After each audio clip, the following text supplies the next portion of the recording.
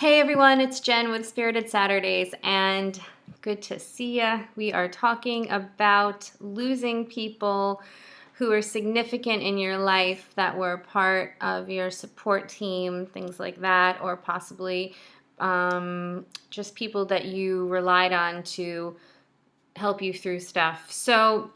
I am going to talk a little bit about my experience with losing a therapist that I was seeing a long time ago. I happen to be seeing her again now, but there were years where we were not seeing each other, and at the time when we did part ways, I thought that it was either going to be an indefinite amount of time or that it just wasn't going to happen again. So that was very real to me. I'm fortunate enough so that circumstances worked out so that I can see her again. But yeah, at the time it was very difficult. And also recently I stopped seeing my nutritionist, but that was a good thing. That was because I was ready to stop, having nutrition appointments. So both of these are from slightly different angles, and I'm going to touch a little bit on them both. So losing a therapist can be really, really, really hard when you have grown to really, really trust that person and really develop something strong and special. And in my situation, the reason I had this therapist way back when was because I was in a day treatment program, and I was there for a finite amount of time, and I only saw my therapist within the context of the program. So she was only affiliated with the program, and I knew that when I was done with the program, I wasn't going to be seeing her anymore. So that made it very hard, because as I got further and further into the program, I also knew I was getting closer and closer to having to separate with her, which was very hard because I grew very close to her. And I was in that program for 7 months. It was a day treatment program. This was predating the development of my eating disorder, but I was there for things such as, I was there for depression and self-injury. That was what I was dealing with then. That was back in 2002, and I was 20 years old. So I had never had this experience with a therapist before, and I had never gotten to be so close and so appreciative and really bonded with. And so we had to work on really letting that go as it came closer to leaving. What I basically was doing was I was taking a semester off of school, and I started that program in the beginning of this, kind of in the beginning, like the winter semester throughout the spring, with the winter break throughout the spring, and then until the end of the summer. And then I went back to school. So that was my timeline in the program. So as I got closer to that fall date of having to leave and get ready to return to school, I really I struggled with the idea of leaving her and the program in general, but definitely her in a big way. So, and she knew that, and we worked on that. And what can I even say about that? It was tough, but some of the things that really helped me were having transitional objects, first of all. So whatever that that could be for you, whatever that is, and that's purely individual. So I couldn't even, I don't know, whatever I said might not pertain to you. So really that would be something that you would make your own, like any object that symbolizes your relationship with the therapist. Perhaps there was a time when you and the therapist witnessed this object together or shared this object in the same space, whatever that may be. If there was any significance to it, if you Yeah, I mean, really, it's limitless. So if there's that you can hold on to, that helped me. That helped me because I would look at this object, or there were a couple, and I would kind of, or there were some that perhaps weren't even affiliated with her literally, but that I made to be so, and I would look at these objects, and I would feel joy, I would feel connection, and I would know that that this connection that occurred was still existing. It was ongoing within me. Um, so there's like a pride kind of that goes along with that. Getting to own it, getting to own the connection, getting to say, this connection was unique to me and to, to us, and it can't be duplicated, and everybody has their particular experience.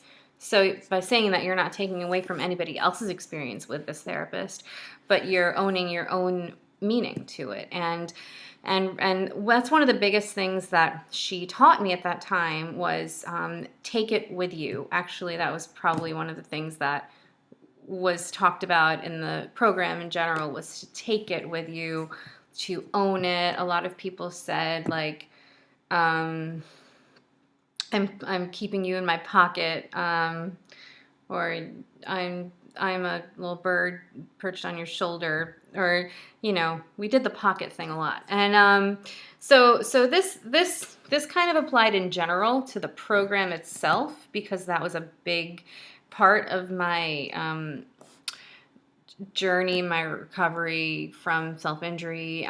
So I did make a lot of friends, and close friends, very close friends in that program, where I got to know people, as I came to say, like, from the inside out.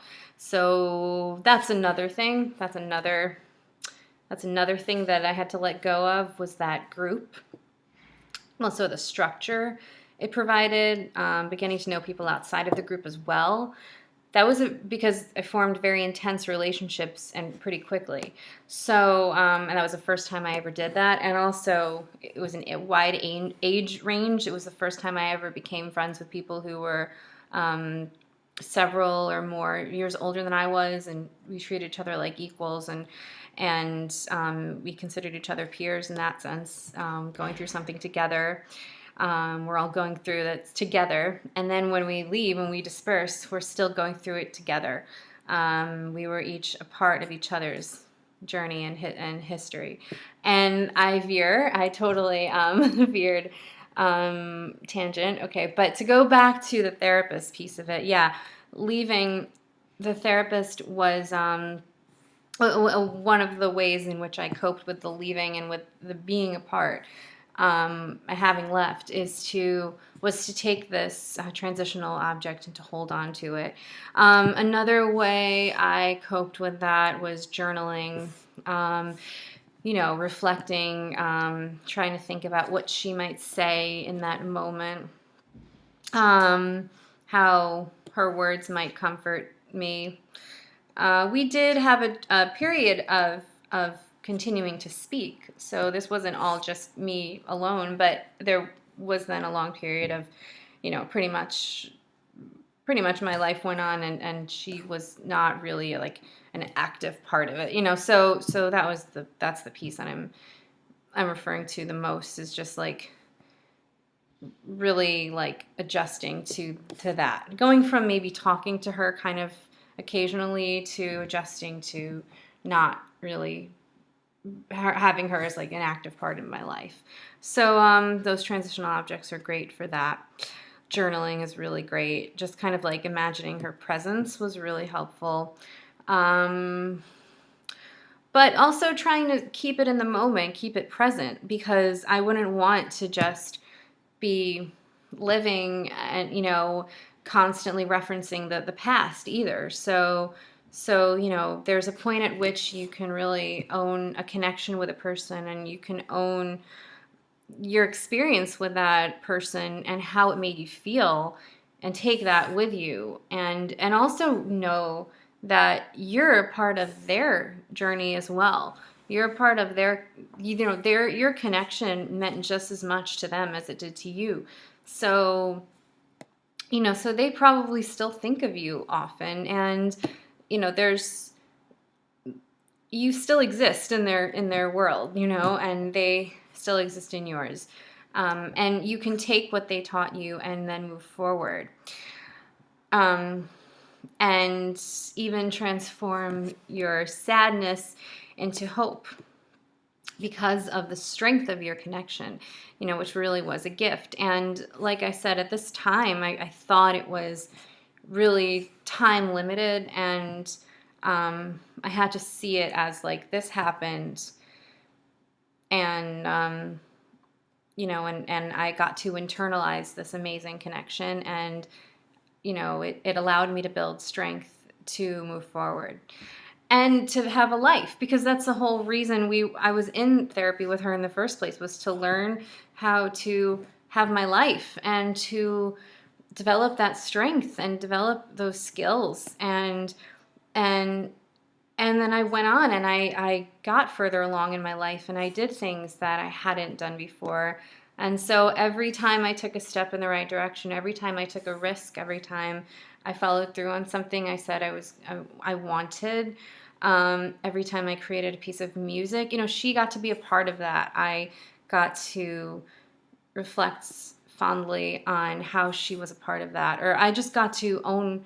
That was evidence right there. Every time something like that happened, it was evidence of our connection. So our connection was still very much alive in that sense. It was alive in my music. It was alive in how I went back and continued school. It was alive in the friendships I was forming, because that was all because of the work we did together, and how meaningful that work was. And more than work, I mean, it was just the authentic